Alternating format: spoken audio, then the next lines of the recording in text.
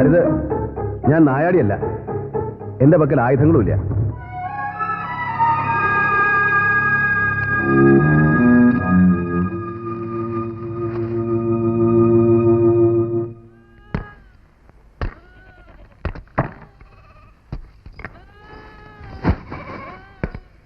എന്തേ കുട്ടി ഇത്ര നേരം വൈകാൻ? മേലേക്കുന്നിലായിരുന്നു ഇന്നത്തെ മേച്ചിൽ, അതുകൊണ്ട് നേരം പോയത് അറിഞ്ഞില്ല.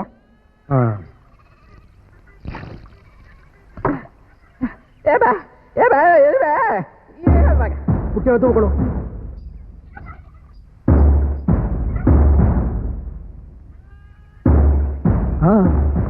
ഞാൻ തന്നെ പറയാം, ദേശാടനക്കാരനായ ഒരു പരദേശിയാണ് ഞാൻ. ഒരു പകൽ കൊണ്ട് ഈ മലനിരകൾ താണ്ടാമെന്ന് കരുതി, പക്ഷേ കഴിഞ്ഞില്ല. അപ്പോഴേക്കും അന്ത്യയായി. ഇന്ന് രാത്രി തലചായ്ക്കാൻ ഒരിടം കിട്ടിയാൽ ഉപകാരമായി. കാഴ്ചയിൽ നല്ല കുടുംബത്തിൽ നിന്നാണെന്ന് തോന്നുന്നു. സംസാരവും നന്ന്. നിങ്ങളെ ഞാൻ വിശ്വസിക്കുന്നു. ഇന്ന് രാത്രി ഇവിടെ കഴിയാം. പിന്നൊരു കാര്യം, കാട്ടുജാതിക്കാരാണെങ്കിലും ഞങ്ങൾ സസ്യഭുക്കുകളാണ്. നിങ്ങൾ മാംസം കഴിക്കുന്നയാളാണെങ്കിൽ തന്നെത്താനെ പാകം ചെയ്യേണ്ടി വരും. ഇവിടെ കോഴിയുണ്ട്, ആടുണ്ട്, മുയലുണ്ട്, എന്തു വേണമെങ്കിലും ആകാം. തൊട്ടു തിന്നുന്നതിൽ തിരുവേനിക്ക് വിരോധമൊന്നുമില്ലല്ലോ. ദേശാടനം ചെയ്യുന്ന ആളല്ലേ. തീണ്ടലും തൊടിയിലും ഒക്കെ കുറെ നാളത്തേക്ക് മാറ്റി വെച്ചിരിക്കുക. അകത്തേക്ക് വരാം.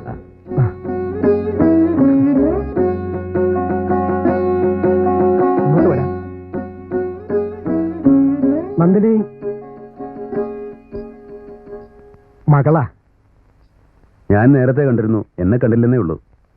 അങ്ങയുടെ മകളെയും ആടുകളെയും പിന്തുടർന്നാണ് ഞാൻ ഇവിടെ എത്തിയത്. മോളെ, വേഗം അത്താഴം ഒരുക്കൂ. നമ്മുടെ അതിഥിക്ക് നല്ല വിശപ്പുണ്ടാവും. അനിയൻകുട്ടിയുടെ പേരെന്താ?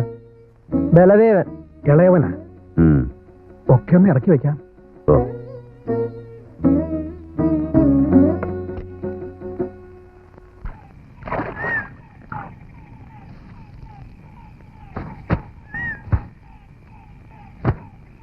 അക്കൂട്ടരെ കണ്ടിട്ട് നാട്ടിലുള്ളവരാണെന്ന് തോന്നണില്ലല്ലോ. അവരെവിടെ നിന്ന് വന്നവരാണെന്നറിയോ? അവരെത്ര നാളായി ഇവിടെ താമസിക്കണോ?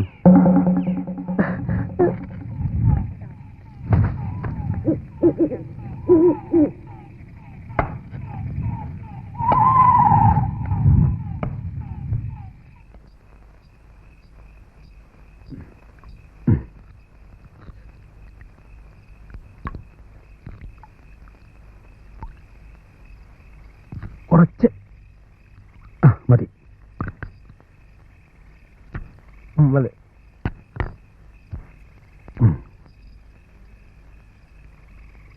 തിരുമേനിയുടെ ഈ യാത്ര എങ്ങോട്ടാണ്? ഇലവങ്കോട് ദേശം വരെ.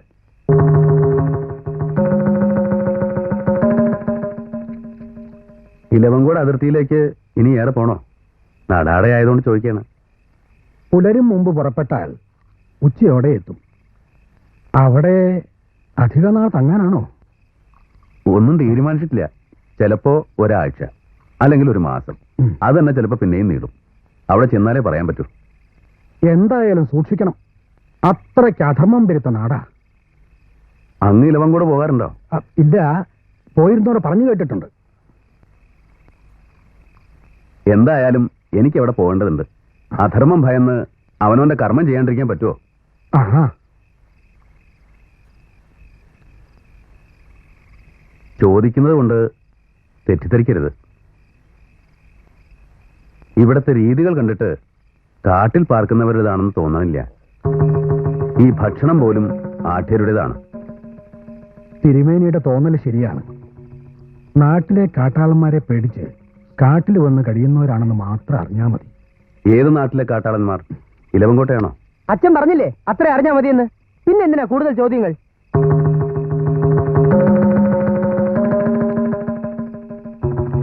മനഃപൂർവ്വം അല്ലെങ്കിലും മര്യാദയുടെ അതിരുകൾ ലംഘിച്ചതിന് മാപ്പ്.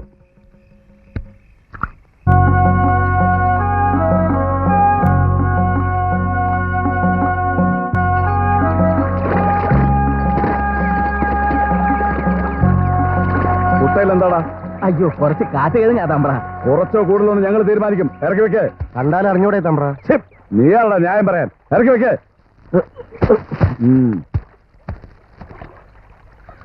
ഇരുട്ടും മുമ്പ് മടങ്ങിക്കോണം. ഓ, എടുത്തോണ്ട് പോ.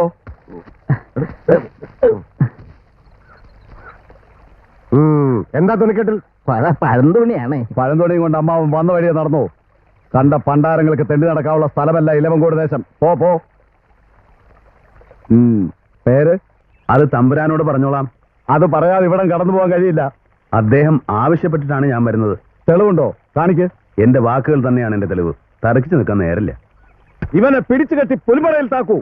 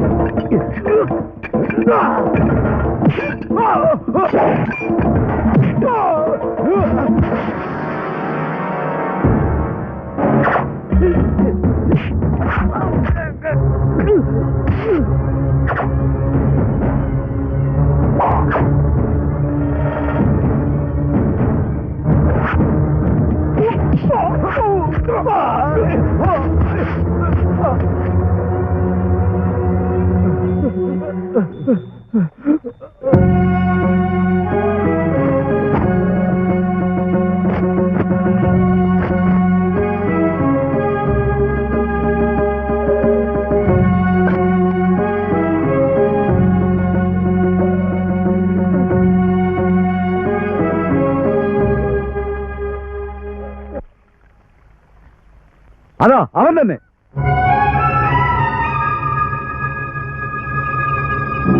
പിടിക്കവനെ.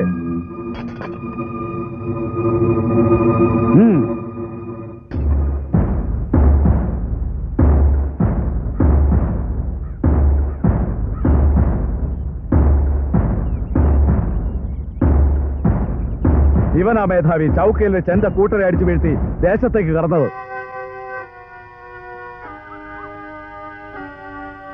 ബ്രാഹ്മണനോ? എന്നിട്ടാണോ ഈ അതിക്രമമൊക്കെ കാട്ടിയത്? അതോ ഇതും മാളവരുടെ കണ്ണിൽ പൊടിയിടാനുള്ള ചിമിട്ടോ? അല്ല, യഥാർത്ഥമാണ്. എന്നാൽ പിന്നെ വരവിന്റെ ഉദ്ദേശം വെളിപ്പെടുത്തിക്കൂടെ? തീർച്ചയായും. പക്ഷെ ഇവിടെയല്ല, പറയേണ്ടടുത്ത് അത് കേൾക്കേണ്ടയാളുടെ മുമ്പിൽ.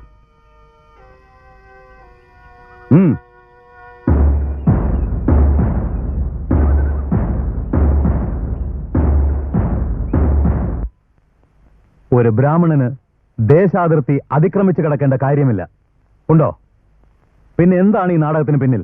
ക്ഷമിക്കണം, അങ്ങയുടെ മുന്നിൽ മാത്രമേ ഞാൻ ആരാണെന്ന് വെളിപ്പെടുത്താവൂ എന്ന് അമ്മാവൻ നിർദ്ദേശിച്ചിരുന്നു. ഞാനതനുസരിച്ചു എന്ന് മാത്രം. മാപ്പാക്കണം. ആരാണ് താങ്കളുടെ അമ്മാവൻ? അഗ്നിശർമ്മൻ.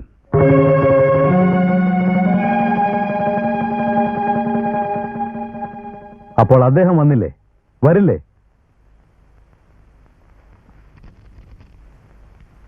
അമ്മാവൻ തന്നയച്ചതാണ്. വായിക്ക്.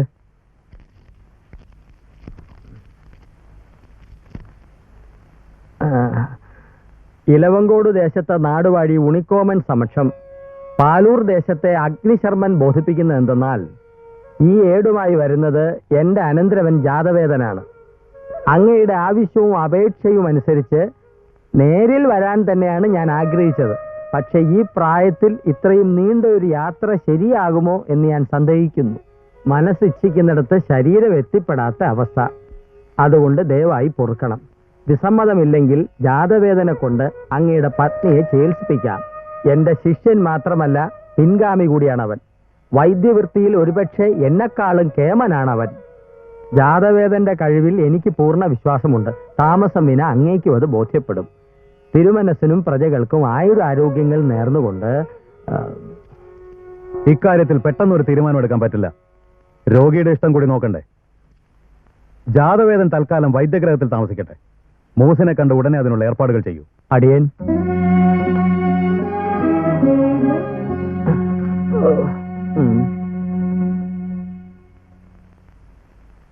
വിശ്വസിക്കാമോ? ഒന്ന് പരീക്ഷിച്ച് കളയാം. എന്താ? തിരുമേനി, പുതിയ വൈദ്യനാണ്. തെളിച്ചു പറഞ്ഞാൽ സാക്ഷാൽ അഗ്നിശർമ്മൻ തിരുമേനിയുടെ അനന്തരവൻ. ഈ പതിഞ്ഞ മട്ട് കണ്ട് തെറ്റിദ്ധരിക്കരുത്. വന്ന വരവിൽ നാട് ഇളക്കി കളഞ്ഞില്ലേ? എന്താ പേര്? ജാതവേദൻ. ഇവിടെ പാർപ്പിക്കാനാണ് കൽപ്പന. ആയിക്കോട്ടെ, സന്തോഷം. അടുപ്പം തോന്നിയതുകൊണ്ട് പറയുക. പല പ്രകൃതമാ തമ്പുരാട്ടി. പുതിയ വൈദ്യൻ തന്നെ ചികിത്സിക്കണ്ട എന്ന് പറഞ്ഞതാ. എങ്കിൽ നാളെ തന്നെ കെട്ടുമുറുക്കേണ്ടി വരും. മറിച്ചാണെങ്കിൽ തമ്പുരാട്ടിയുടെ ദീനം തീരും വരെ കുശാലായിട്ട് ഇവിടെ തന്നെ കൂടാ. പക്ഷെ ഒന്നുണ്ട്, ഞാനൊന്നും അറിഞ്ഞില്ലേ രാമനാരായണ എന്ന മട്ടി വേണോ ഇവിടെ കഴിയാൻ. അയ്യോ, തിരുമേനി അടുത്തുള്ളപ്പോഴാണോ എന്റെ ഗുണദോഷം? അതിനെന്താ, കുറുങ്ങോടൻ കാര്യങ്ങളൊന്നും പറഞ്ഞില്ലാലോ. പോരാത്തൊക്കെ വഴിയാൻ വണ്ണം തിരുമേനി പറഞ്ഞു കൊടുത്താ മതി. ഞാൻ പോവാണ്. ലേശം വായാടി എന്നേ ഉള്ളൂ. പറഞ്ഞൊരു കാര്യണ്ട്.